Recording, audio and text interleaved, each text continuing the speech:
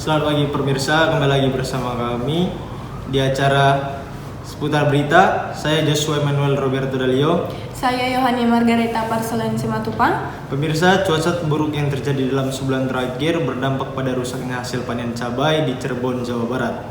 Cabai yang dipetik petani busuk dan harganya pun terus anjlok. Sejak sebulan terakhir, para petani cabai di Kecamatan Gegesik, Kabupaten Cirebon, Jawa Barat harus menghadapi cuaca buruk. Intensitas hujan yang tinggi disertai angin kencang membuat tanaman cabai busuk dan rusak. Sebagian cabai pun busuk dari satu lahan yang biasanya menghasilkan hingga 100 kilo, kini hanya mampu menghasilkan 20 kilo cabai layak jual. Pada saat wawancara kami sudah tiba di kota Cirebon, Jawa Barat. Kami melontarkan beberapa pertanyaan mengenai apa hasil cabai yang mereka dapatkan dan apa penyebabnya. Mereka mengatakan bahwa hasil cabai yang mereka dapatkan kian menurun drastis dan faktornya ialah cuaca yang ekstrim. Bagaimana pantauan harga cabai dan harga kebutuhan pokok di Jakarta dan Yogyakarta? Kami sudah bergabung dengan rekan Hendra Chung di Pasar Rawasari, Jakarta Pusat, dan Sisilia Evi di Pasar Beringharjo, Yogyakarta.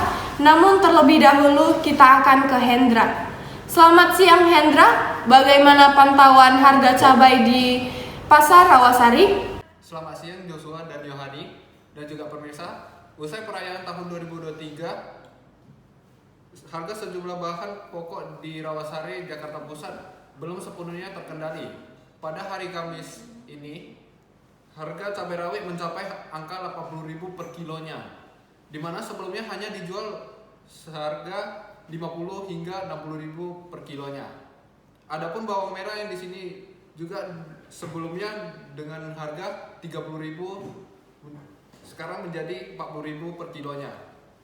Menurut salah satu pedagang yang ada di sini, kenaikan harga ini memang sudah dirasakan sejak akhir tahun 2022 dikarenakan cuaca buruk yang berdampak pada hasil panen petani yang juga ikut berkurang.